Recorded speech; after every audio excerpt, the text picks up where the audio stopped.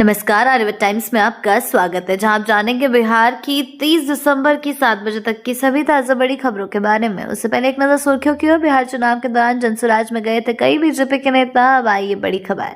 Interview पास करने के बाद अशोक चौधरी नहीं बनेंगे प्रोफेसर, शिक्षा मंत्री ने गिनाई कमियां। बिहार के सभी प्रखंडों में बनेगा मॉडल स्कूल, शिक्षा मंत्री ने बताया 2030 तक का प्लान। बिहार की खेल मंत्री श्रेयसी सिंह ने अपनी शादी को लेकर तोड़ी चुप्पी, कहा तो सबको मिलेगा निमंत्रण। बढ़ते हैं खबरों की ओर विस्तार से। बिहार चुनाव के दौरान जनसुराज में गए थे कई बीजेपी के नेता। अब आई ये बड़ी खबर। जी हां, बिहार विधानसभा चुनाव 2025 के बाद प्रशांत किशोर की जनसुराज गायब सी हो गई। चुनाव के बाद बिहार में एनडीए की सरकार बनने साथ ही प्रशांत किशोर भी मीडिया लाइमलाइट से दूर है।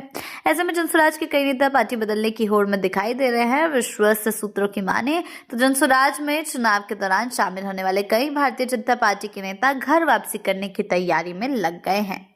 बढ़ते हैं अगली खबर की ओर। इंटरव्यू पास करने के बाद अशोक चौधरी नहीं बनेंगे प्रोफेसर, शिक्षा मंत्री ने गिनाई कमियां। जी हां, बिहार सरकार में ग्रामीण कार्य विभाग मंत्री अशोक चौधरी मुश्किलों में फंस गए हैं। शिक्षा मंत्री सुनील कुमार ने साफ कर दिया है कि उनके नाम को लेकर कई गड़बड़ियां सामने आ रही हैं। इसी वजह से नीतीश सरकार ने उन्हें असिस्टेंट पॉलिटिकल साइंस प्रोफेसर के पद पर नियुक्त करने से रोक दिया है। शिक्षा मंत्री सुनील कुमार ने अशोक चौधरी के प्रोफेसर की नियुक्ति को लेकर कहा कि नियुक्तियां आयोग करता है, हमने मामला आयोग को भेज दिया है, कमीशन ही अपना मंतव्य होगा और हमने उनकी नियुक्ति की समीक्षा की है। उसके बाद उनसे रिपोर्ट मांगी गई है, क्योंकि कई बातें ऐसी हैं जिसमें कमियां पाई गई हैं। बढ़ते हैं अगली खबर की ओर। बिहार के सभी प्रखंडों में बनेगा मॉडल स्कूल, शिक्षा मंत्री ने बताया 2030 तक का प्लान। जी हां, नई सरकार के गठन के बाद अब सभी विभागों में 2025 से 2030 तक के कामों की प्लानिंग शुरू कर दी गई है। इसी बीच शिक्षा विभाग भी नए प्लान तैयार किए जा रहे हैं। सोमवार को शिक्षा मंत्री सुनील कुमार ने विस्तृत जानकारी देते हुए बताया कि विभाग की प्लानिंग है कि 2025 से 30 के बीच राज्य के सभी प्रखंडों में एक मॉडल स्कूल तैयार किया जाएगा। बढ़ते हैं अगली खबर की ओर। बिहार की खेल मंत्री श्रेयसी सिंह ने अपनी शादी को लेकर तोड़ी चुप्पी, कहा तो सबको निमंत्रण मिलेगा। जी हां, बिहार की खेल मंत्री श्रेयसी सिंह ने हाल ही में मीडिया से बातचीत के दौरान अपनी व्यक्तिगत जीवन और शादी को लेकर खुलासा किया।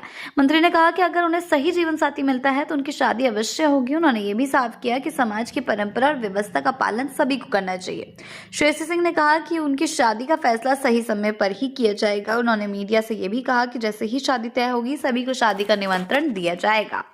बढ़ते हैं अगली खबर की ओर। नए साल के स्वागत में तैयार बिहार, पटना वासियों को इस होटल में मिलेंगे कई विदेशी फूड। जी हां, साल 2025 के खत्म होने के साथ ही अब 2026 का आने का इंतजार है। नए साल के स्वागत के लिए पटना वासी तैयार हैं। न्यू ईयर को लेकर इस बार भी शहर पूरी तरह जश्न में डूबने वाला है। इसे लेकर शहर में कई जगह न्यू ईयर पार्टी का आयोजन हो रहा है। इस बार न्यू ईयर इव में बॉलीवुड और भोजपुरी का तड़का देखने को मिलेगा। कहीं Dhurandhar film fame singer Shahzad Ali अपने सुरों का जादू बिखेरते नजर आएंगे, तो कहीं भोजपुरी एक्ट्रेस शुभी शर्मा, तो कहीं शिल्पी राघवानी अपनी अदाकारी दिखाएंगे।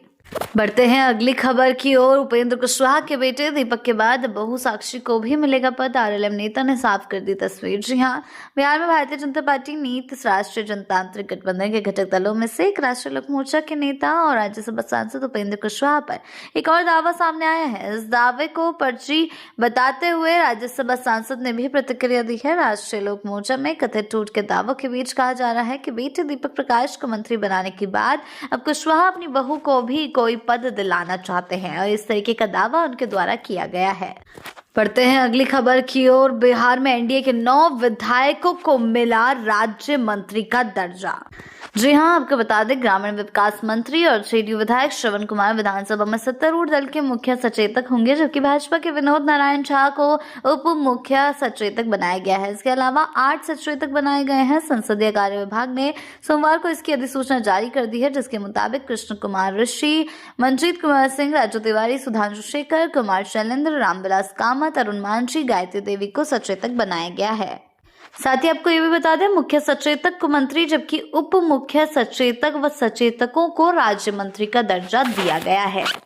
बढ़ते हैं अगली खबर की ओर। 3 दिन के पटना दौरे पर बीजेपी के कार्यकारी अध्यक्ष नितिन नवीन का 7 दिन में दूसरा राउंड। जी हां, आपको बता दें, भाजपा के नए राष्ट्रीय कार्यकारी अध्यक्ष नितिन नवीन रात 9:30 बजे पटना एयरपोर्ट पहुंचे। वो 3 दिवसीय दौरे पर पटना आ रहे हैं। फिर से कार्यकारी अध्यक्ष बनने के बाद वो दूसरी बार पटना पहुंचे। इससे पहले नितिन नवीन 23 दिसंबर को पटना दौरे पर आए थे। इस दौरान उनका पटना में भव्य रोड शो निकला था और वो एक बार फिर पटना में अपना जलवा बिखेरने को तैयार हैं। बढ़ते हैं अगली खबर की ओर। श्रवण और विनोद को मिली एनडीए की बड़ी जिम्मेदारी। जी हां, बिहार चुनाव में एनडीए की शानदार जीत के बाद पार्टी ने महत्वपूर्ण फैसले किए हैं। जेडीयू विधायक श्रवण कुमार को मुख्य सचेतक और भाजपा के विनोद नारायण झा को उप मुख्य सचेतक बनाया गया है और मुख्य सचेतक को मंत्री का दर्जा और उप मुख्य सचेतक को राज्य मंत्री का दर्जा मिलेगा। इसके अलावा 8 अन्य नेताओं को भी सचेतक के रूप में मनोनीत किया गया है। बढ़ते हैं अगली खबर की ओर। विभूति एक्सप्रेस अब एलएचबी कोच के साथ सीटों में थोड़ी कमी। जी हां, पटना जंक्शन से हावड़ा के बीच चलने वाली विभूति एक्सप्रेस अब अत्याधुनिक एलएचबी कोच से लैस हो गई है। सोमवार को ट्रेन ने एलएचबी कोच के साथ अपनी पहली यात्रा की। बिहार की ऐसी ताजा बड़ी खबरों के लिए जुड़े रहें आर्यवत टाइम्स के साथ ही चैनल को सब्सक्राइब करना ना भूलें और हमारी फेसबुक और वेबसाइट के साथ भी जरूर जुड़ें। ऐसी ही अपडेट्स के लिए जुड़े रहें आर्यवत टाइम्स के साथ ही चैनल को सब्सक्राइब करना ना भूलें और हमारी फेसबुक और वेबसाइट के साथ भी जरूर जुड़ें।